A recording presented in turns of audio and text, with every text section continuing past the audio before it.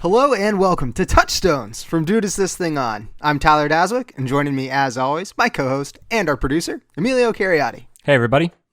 Emilio, I've kind of been dreading this episode. We've had a lot of those lately, I feel like. Yeah, as we've kind of got later into the series, I feel like we've just sort of come across some darker topics. Yeah, some stuff that is really just depressing. And this, I think, is probably it's really like the bottom of the barrel. I feel like this is like as low as pop culture can go for the past like decade, pretty much.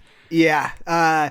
This episode is about Goop, Gwyneth Paltrow's wellness brand, lifestyle brand. Yeah, like line. It sells like. Here's the thing. I don't know shit about it, and that's why I like to keep me in the dark about Goop. You've walled yourself off. Yeah, Goop. she sells like snake oil, right? Like it's a snake oil thing, pretty much. Yeah. Yeah. I mean, that's kind of like the broad term for it. She sells things like vampire repellent. Was one thing I found. Oh, I'm dead serious. Vampire repellent I found on the website. God, that's worse than I thought. I just thought it was like stupid bracelets that like, even out your chi. Oh, dude, all that stuff is there too. Like the vampire repellent is like super out there, and there's a lot of like weird like sex toys and steams and like shit like that. But then, yeah, you have all the kinds of like creams and lotions and things like that are supposed to like, release your inner essence. Yeah, like essential oil shit, like MLM, multi-level marketing, like. Yeah. And it has like a very specific lane in which it operates, and its reputation, of course, which you're espousing, is that it's like from the mainstream just kind of a huge joke and is just gross and strange and like maybe dangerous, but it's too far on the fringes to really like take that seriously. Yeah. It's nasty, dude. Yeah. Okay. Well, I mean, when you think think of crazy, pretty much cultish behavior, you don't really think Gwyneth Paltrow, right? Just if you were a fan of like the Marvel movies and stuff. Why is she this? Like how did she start this fucking crazy ass thing? Well, she this started just as kind of like a sort of Gwyneth Paltrow newsletter that she started in 2011. And it came from Gwyneth Paltrow, and, like you remember Gwyneth Paltrow in the aughts. She was a respected actress. She had that run of like prestige romance movies. Yeah, she was doing great. I didn't think about her too much, but I didn't think she was a bad actress or anything. She was America's sweetheart. Yeah, she was, I think, she was uncontroversial. Yes. Very plain milquetoast of an actress, yeah. Yeah. And, like, there might have been, like, a little sense that she was kind of weird, like... Okay, I just hate to interrupt, but this is so I know Goop about Gwyneth Paltrow, the fact that she is married to the guy who whips himself from the Da Vinci Code, and that she named her child Apple. And is that true? That's true, right? That was my first sense that she was maybe a little nuts. I've learned that back in like 2005. Yeah. She was also married to Chris Martin, lead singer of Coldplay. Oh, that's right. Yes. They actually, they announced their divorce on Goop, and the site crashed that day. It got so much traffic, I learned. Jesus. So it's funny. Kind of like, smart. Yeah, see, that's the thing. Like, yeah. So this kind of like cycles back all the way to its origin. So it starts with this newsletter. Within a year, the newsletter gets like 150,000 subscribers or something. And the newsletter is like pretty harmless. It's just sort of a lot of recipes and travel recommendations. And Gwyneth is kind of trying to position herself as like your best friend who kind of has the insider know-how on like all the hot restaurants and it's like locales. A blog. You're describing a blog. Yeah, it's a lifestyle blog, but it happens to be from Gwyneth Paltrow, this like somewhat respected celebrity, but like an aspirational figure, right? Something achievable for the average woman, I feel like. Yeah, she kind of has this like image about her of refinement, like you imagine like the talented Mr. Ripley version of Gwyneth Paltrow. Like she's Sure. a little bit exotic, but she's also serene and kind of seems in command of herself, but she's still sort of like fun, Just bohemian. Yeah, there you go. But this newsletter gets so successful that she basically quits all acting and other kind of aspects of being a celebrity to kind of turn Goop into this big brand. And she launches a website and puts a store on that website in 2012.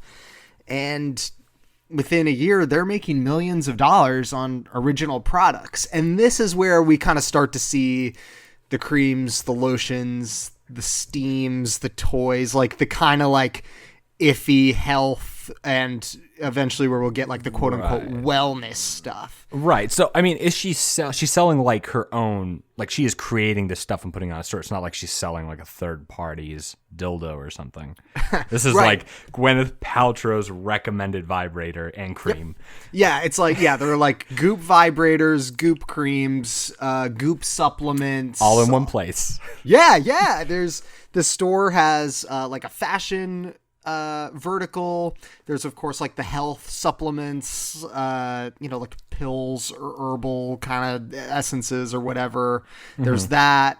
There's like the sex section. There's the beauty section. Like, it's got like all these different arms to it. In terms of diversity, it's actually rather impressive, I think. No, that's insane that she's able to create that much like stuff. One person made like all of that. That's pretty fucking impressive. Well, I mean, it's not like coming out of her like garage, No, I know. This isn't like Jan Levinson Gould. I know. She has a manufacturing process, but like she's behind all of these products. That's impressive. Yeah, I mean, it's hard to say like, is Gwyneth Paltrow really like putting her stamp of approval on all these things, or is she outsourcing it? We don't know. But I think that's part of the success of the company. Is it feels like it's all coming from her. If you go to the website, everything is written and presented in supposedly Gwyneth Paltrow's voice. Everything is kind of in the first person. Like, I came across this when I was in Venice or whatever. And the whole kind of mission statement of Goop is, here I am, Gwyneth Paltrow.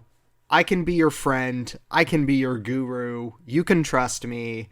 And here I can offer you all these things that will make your life better. Okay. Maybe even like make your life like mine, Gwyneth Paltrow, which is kind of like the sneaky part of it. Yeah. Okay. So it's sounding a little cultish already. I could see studying some David Koresh and some Jim Jones. I'm starting to see maybe a cult of personality coming through here. Yeah. Yeah. I mean, it is. And I think part of it is like the wellness movement that we've seen in the last 5 years. This is like the rise of, yoga and spin and kind of all these like weird specialized fitness classes. We've seen all these fad diets crop up, the rise of like, plant sourced foods, like alternative proteins, like getting away from like soy and getting into like pea protein and other plant proteins. And right. Okay. Yeah. Like just evolving. It's evolving health culture. Cause if you look back at like, the 80s, there was Atkins and all these other fad diets and people were doing jazzercise and shit like that. Oh yeah. And every 10 years there's like a new fad health thing. But like, I think for our generation, we take health like just from my perspective, we take health a lot more seriously than maybe our parents' generation or the generation before us, just because I think being raised in school, I mean, our childhood was the first like school program, like lunches, where it's like, well, these are new healthy lunches because our kids are way too fucking fat, and they got rid of soda machines, and there was the presidential fitness like honors and stuff like that. Like we were the guinea pigs of this weird health thing that George Bush was like testing out on kids, essentially, right? So I feel like the ramifications of that are now fucking Goop. Yeah, well, I mean, health is very personal, and this is kind of why we decided to include this. In some ways, and we'll get to this, Goop is sort of like the dark, like mirror version of our Instagram episode. Yeah. But health is kind of popular culture now. It is really this like aspect of personal culture where, in the 80s, like you had Atkins and you had Jazzercise and you had all that stuff, but health and quote unquote wellness, which I think is kind of this new thing that we've found in the last 10 years, right, is something that is like very customized. Like you have like your juices, you have like your supplements, and I have mine. They would be different or whatever. Yeah, and it even like just like a workout is like, well, I have my personalized workout, and I work with Jenny, my trainer, and right. And I think you're right. Like that's kind of the flip side of Instagram, because during the Instagram episode we talked about a really big part of it are fitness models, like Insta fitness models, like totally good-looking girls who wear tight pants and work out like a bunch, and that's their brand and that's what they're selling. So like, yeah, it's so big on the internet to be like healthy and fit and be able to travel to all these exotic places with just your backpack and shit like that. Yeah, exactly. And then you think of like your trainer now, it's meshed with the internet in a way that I think has a lot of ramifications, and I think like creates and perpetuates things like Goop. But I mean, think of your trainer. Like your trainer doesn't even have to be at your gym anymore. You can get your trainer on an app. You can sign up for like a mobile fitness program, and all of these influencers kind of have like mini Goops, and they... Yeah, well, I was watching... YouTube has been playing these ads a bunch for Chris Hemsworth's like personal training class. I don't know, he's getting into like, he's the new Richard Simmons or whatever. It's fucking weird. Really? Is it like a bodybuilding thing? Yeah, yeah. He's like campaigning for it hard. He comes on with his like suave Australian accent and he's like, yeah, I'm gonna kick your ass. It's like, oh, okay. Thanks, Chris. Wow. It's funny because and this hadn't really occurred to me, but I mean, even coming from, I used to work at Men's Health magazine. Yes, you did. You're part of the problem, Tyler. Yeah, that's right. It's my fault, everybody. But even there, where we'd obviously have like guy trainers, Goop, especially in a lot of the sort of similar movements, you think of these kind of like Gwyneth is a little bit of a different flavor than a lot of these other female celebrities, but you think of kind of the Martha Stewart disciples that have come up, like the Rachel Ray's, Chrissy Teigen's, right. Ayesha Curry's, like these women who promote lifestyle brands, but they're very, very retail and are almost like every woman.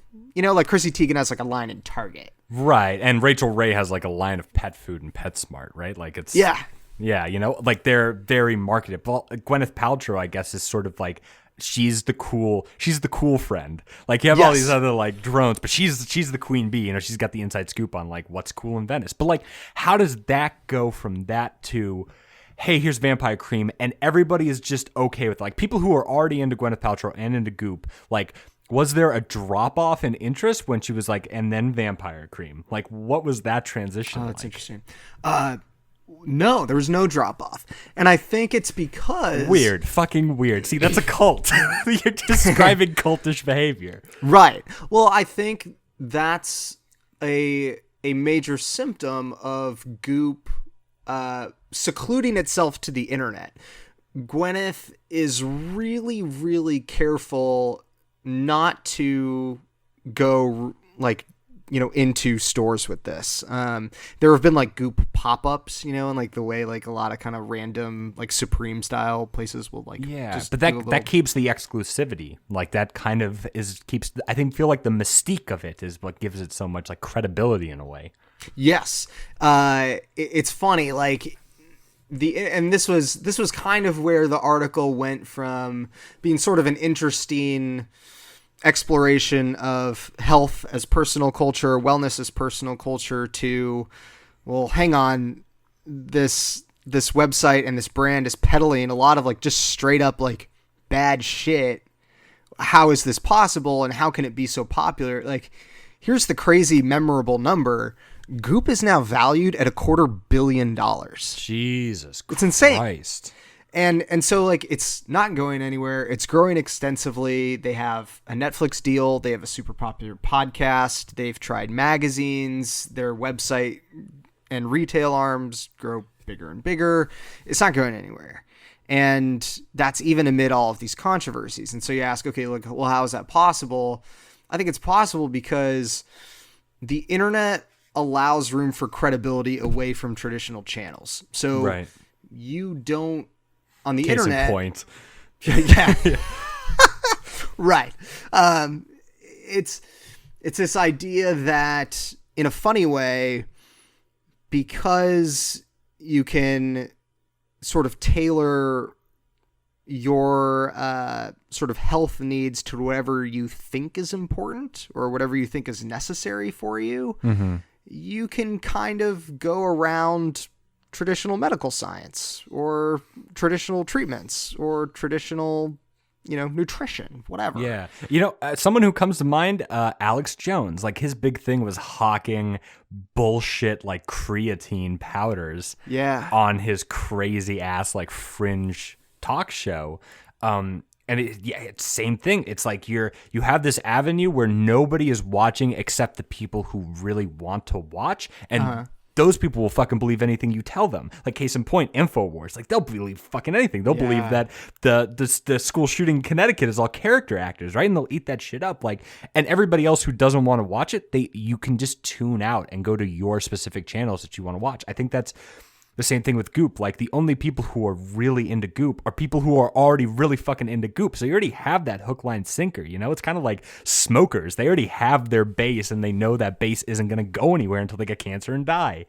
Yeah. I mean, yeah, you're right. It's really easy to ignore if you don't ascribe to it. I mean, Goop has been sued before. They said that one of their supplements can, quote, this is a quote from the website, prevent depression. Good. Yeah. It's like, all right. Yeah, it's a condom for depression.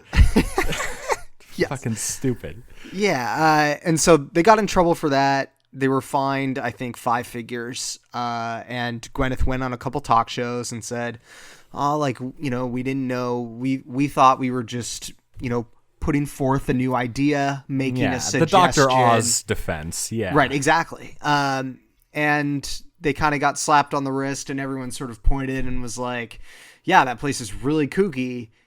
But that was it. They didn't really take a financial hit in any sense of measurement. So for the people who do subscribe to it and who pour tons of money, like this shit's expensive, put tons of money into it. Yeah. The credibility, it's credible because it comes from Gwyneth, not for any other reason. It's here's this woman who is objectively beautiful and successful and poised and smart. Like it's kind of ironic. Put together. Yeah.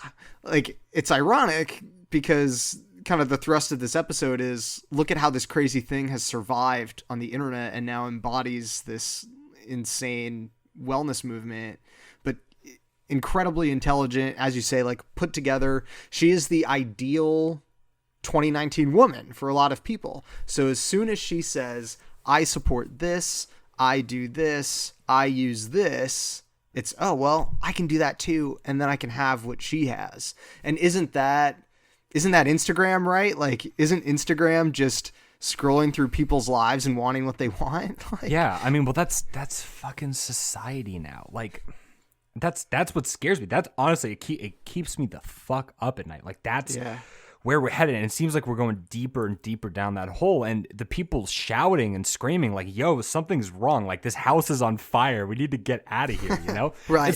It's like those movies where like a vampire or a ghost movie or something like that, where all of these people are like, in this dream world and there's the one person. It's like the fucking Matrix in a way. Like the one person's like, don't you see there's a fucking Yeti on the airplane like wing, and nobody fucking believes them. It's like the Twilight Zone. That's what scares the shit out of me, is that like you talk about Goop and it's like they're selling vampire cream and they're a multi-million, hundreds of $1 million company, and there's no slowing down. And it's that Instagram culture of swiping yes, no on major fucking life decisions. Like, We have an Instagram president at this point. We have a Twitter fucking president because 30% of the population's like, I don't care what he says, I'm in, because a lot of them, like, especially my parents grew up that yuppie generation, you know, they were like 30 in the 1980s when greed was good, to quote Jared Gecko, I don't know, whatever his name is from Wall Street.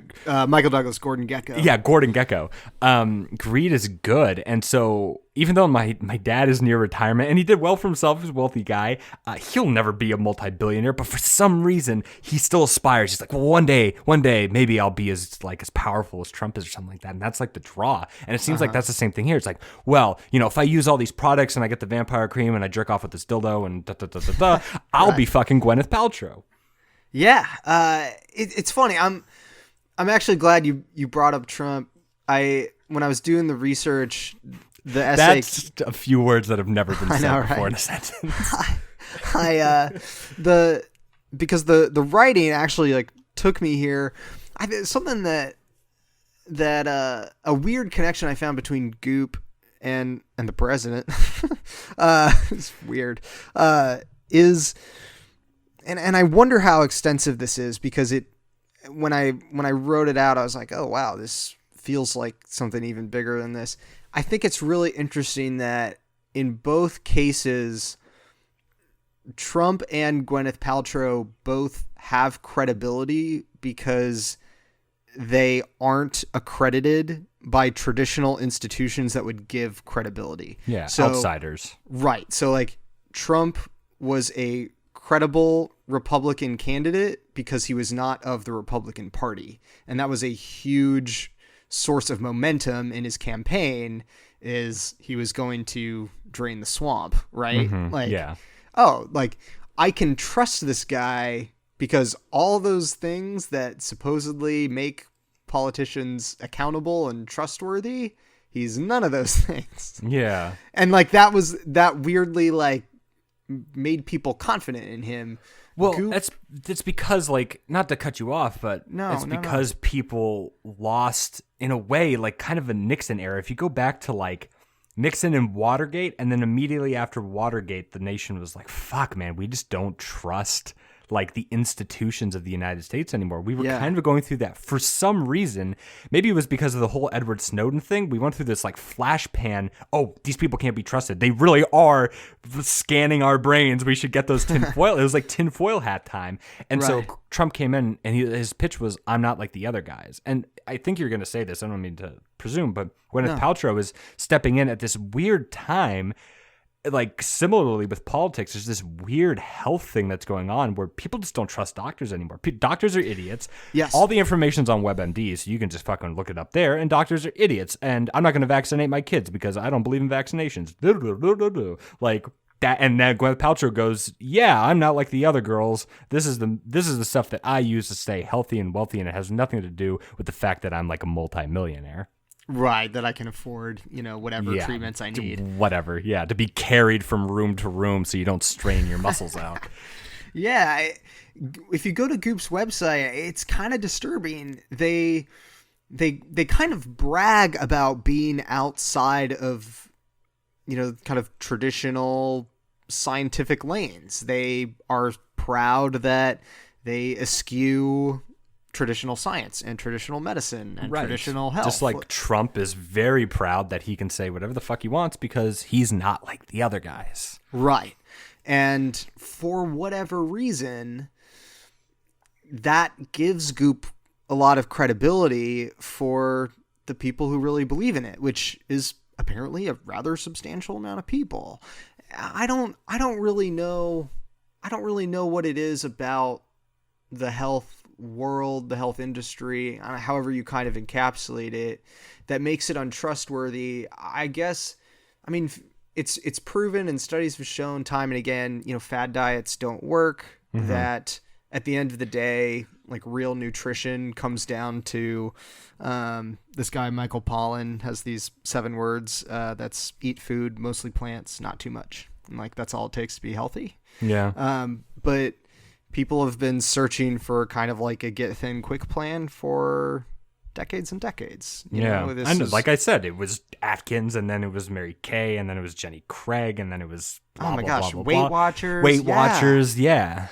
And that stuff. Meth for a little bit. In the 40s, we kind of were just like, let's take meth. Fuck it. Let's try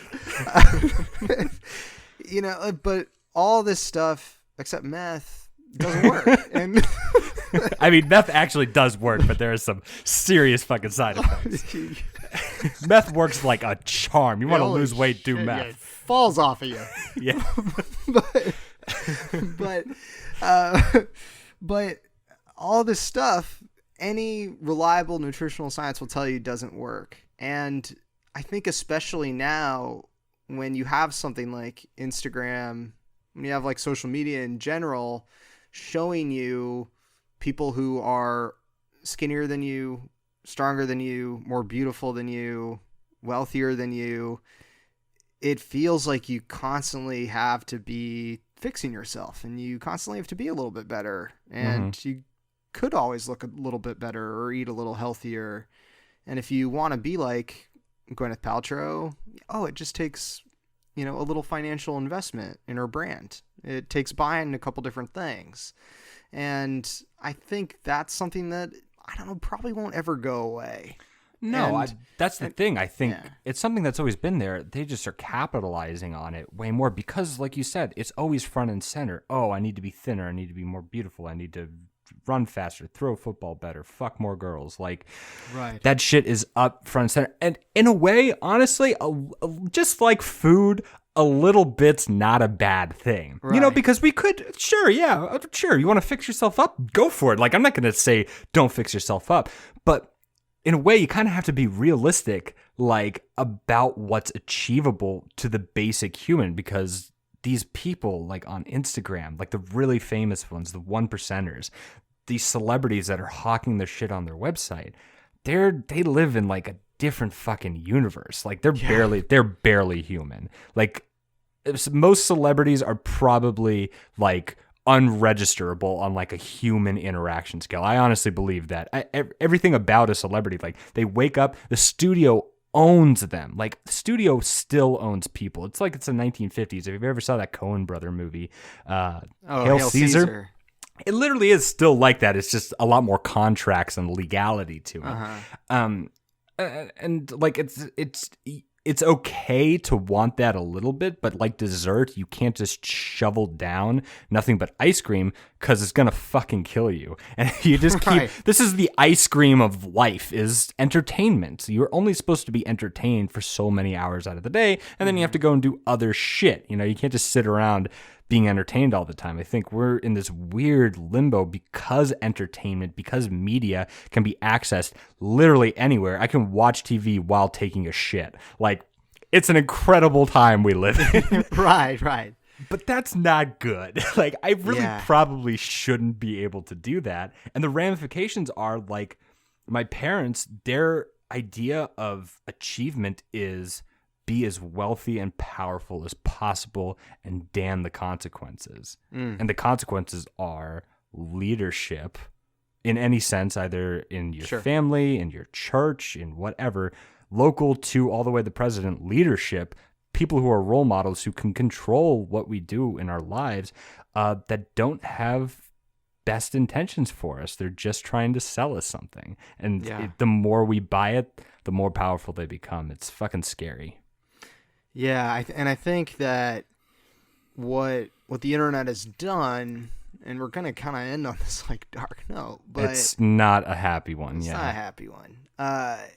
Is that you talk about your parents kind of raised in this culture that tells them like, oh, that wealth and material success, that's satisfying and that's the good life. I think for us, especially in these last 10 years, have communicated that the good life looks like control over as many aspects of your life as possible. Right. And you're right. Like, you can watch TV whenever you want now. You can, play a video game whenever you want now. You can listen to music whenever you want now. Movies don't have to be at a theater. You can watch them at home. Like, all of these traditional boundaries of entertainment, but really any kind of cultural engagement have just fallen away. And now you have access to anything. And that means that you can set your own rules about how you engage with everything. And that's extended into this really, really dangerous world of health and wellness where, yes, you can have hyper control over every aspect of your fitness and well-being. And the second you feel out of control, well, there's a $75 hand cream that will help you. And fuck, man, that is so freaky. In a weird way, the $75 hand cream we can end on this, but like in a way the $75 hand cream does, because you get that weird feeling of, oh my God, I'm out of control. I need something personal to me, individual to me, something that me and only maybe a small handful of people are really invested in. Oh, here's this exclusive $75 hand cream, and you put it on and you feel amazing. And that's the hard part. That's the hustle about this. Is like, it feels fucking good. And that's what's scary about it. It's like the new drug. Yeah. Control comes when you feel like you have something that is yours. And for all the times you go on Instagram and see what other people have and you want those things, now in an economy that gives us something like Goop, then you can have something that other people want. And that's how people feel good now. Yeah. Ooh. It's grimy. All right, we can end there. That was so scary. Oh, no, we should definitely end on that. Fuck.